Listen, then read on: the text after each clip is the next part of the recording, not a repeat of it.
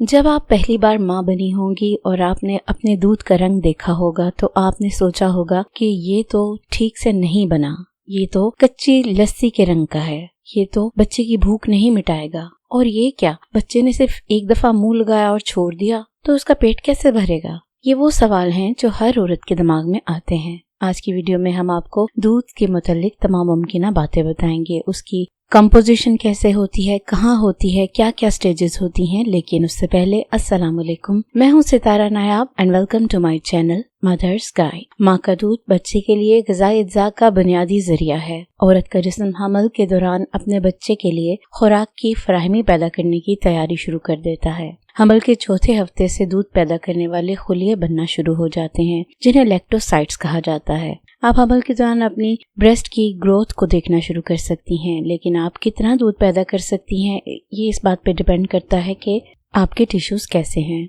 दूध की प्रोडक्शन का सिलसिला उसी वक्त स्टार्ट हो जाता है जब बच्चा पैदा हो जाता है। माँ के दूध में तमाम ज़रूरी ग़िज़ाई अज्जा जैसे प्रोटीन, मादनियात और चिकनाई के साथ साथ बच्चे को हाइड्रेट रखने के लिए पानी फ्राहम करता है। छाती का दूध कोई आम खाना नहीं है, ये एक लाइव लिक्विड गोल्ड है।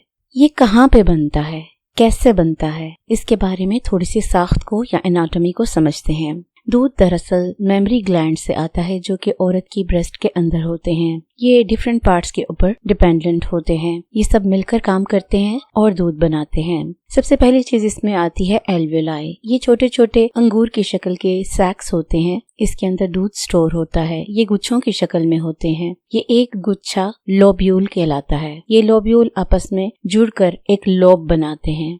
एक मिल्क डक के साथ तकरीबन 20 लोब्स जुड़ते हैं और फिर वहां से दूध को लेकर लोब्यूल तक पहुंचाया जाता है और फिर एल्वियोलाई तक और फिर निपल्स तक। एरियोला यानी कि वो डार्कर हिस्सा जो औरत के निपल के इर्द गिर्द होता है, उसमें सेंसरी नर्व्स होती हैं जो कि ये महसूस करती हैं कि उसको दूध प्रोड्यूस करना है या नहीं। ये स्टिमुलेशन से दूध को प्रोड्यूस करना स्टार्ट करते हैं। उसके बाद निपल्स की बारी आती है। निपल्स के अंदर बहुत से पोर्स होते हैं, तकरीबन 20 तक पोर्स एक निपल में होते हैं जो कि दूध को सिक्रेट करते हैं। हर पोर के अंदर नर्व होती है जो कि जब बच्चा दूध को पीने की कोशिश करता है या हाथ से दबाया जाता है या ब्रेस्ट पंप का यूज किया जाता है तो यहाँ से दूध निकलना शुरू हो जाता है। बेसिकली जो निपल्स होते हैं वो एक ट्रंक की तरह होते हैं, यानी कि एक दरख्त के तने की तरह होते हैं। इसमें से जो शाखें निकलती हैं वो दूध की नालियां होती हैं और जो पत्ते होते हैं वो एल्वियोलाई होते हैं। तो ये वो तकरीबन तमाम साख्त होती है जिसके जरिए दूध प्रोड्यूस होता है। अब हम इसके बनने के मराहिल को भी समझ लेते हैं। हमारी पिछली वीडियो में हमने आपको कोलेस्ट्रम के बारे में काफी डिटेल से बताया था, अगर आपने नहीं देखा तो आप उसको देख सकते हैं। इसके 3 मराहिल होते हैं। पहला मरहला कोलेस्ट्रम का बनना होता है, दूसरा मरहला ट्रांजिशनल दूध का होता है और तीसरा मरहला मैच्योर दूध का होता है। जो पहला मरहला होता है उसमें कोलेस्ट्रम पैदा होता है। कोलेस्ट्रम हमल के दौरान होता है और बच्चे की पैदाइश के बाद कई दिनों तक रहता है। ये येलो कलर का स्टिकी सा मटेरियल होता है जो कि थिक होता है और आपके बच्चे की हिफाजत के लिए बहुत जरूरी होता है। कोलेस्ट्रम हजम करने में बहुत आसान होता है। कोलेस्ट्रम में वही ग़िज़ाई अज्जा होते हैं जो दूध के बाद के मराहिल में होते हैं, ताहम इन अज्जा की मिकदार मुख्तलिफ होती है और इसे इस तरह तैयार किया गया होता है कि ये नौज़ायदा बच्चों के लिए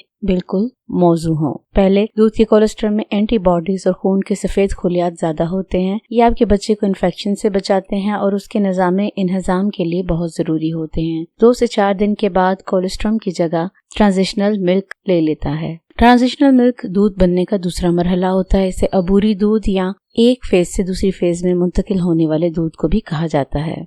कोलेस्ट्रॉल की जगह ये ट्रांजिशनल मिल्क ले लेता है। ये क्रीमी होता है, इसमें प्रोटीन्स होती हैं, विटामिन्स होते हैं, चिकनाई और लैक्टोज होते हैं। दूध का रंग आहिस्ता आहिस्ता पीले से सफेद होना शुरू हो जाता है। जैसे जैसे बच्चा दूध पीना शुरू करता है वैसे वैसे आपकी छाती में तनाव बनना शुरू हो जाता है और कई बार आपको तकलीफ का भी सामना करना पड़ता है, तो ये नॉर्मल होता है। तीसरी फेज होती है मैच्योर मिल्क का बनना। चंद हफ्तों के बाद आपका दूध मैच्योर मिल्क तक पहुंच जाता है। ये रंग में हल्का होता है और आपकी ब्रेस्ट की शेप भी साथ साथ बदलती जाती है और आपकी जो दूध का म्यार है वो भी चेंज होता जाता है। जैसे जैसे आपका बच्चा ग्रो करता है वैसे वैसे आपकी दूध की जो कंपोजिशन है वो चेंज होना शुरू हो जाती है। और इस किस्म की इसकी कंपोजिशन होती है कि बच्चे को पानी की जरूरत नहीं रहती। माँ जब तक बच्चे को अपना दूध पिलाती है उसको पानी देने की जरूरत नहीं होती। बच्चा वेल हाइड्रेटेड रहता है और इसके अंदर जो हेल्दी कैलोरीज और फैट्स होती हैं वो बच्चे को भूख से बचाती हैं। जब बच्चा वीनिंग पे आता है यानी कि थोड़ी सी ठोस ग़िज़ा का इस्तेमाल शुरू करता है तो दूध की कंपोजिशन फिर से चेंज हो जाती है। और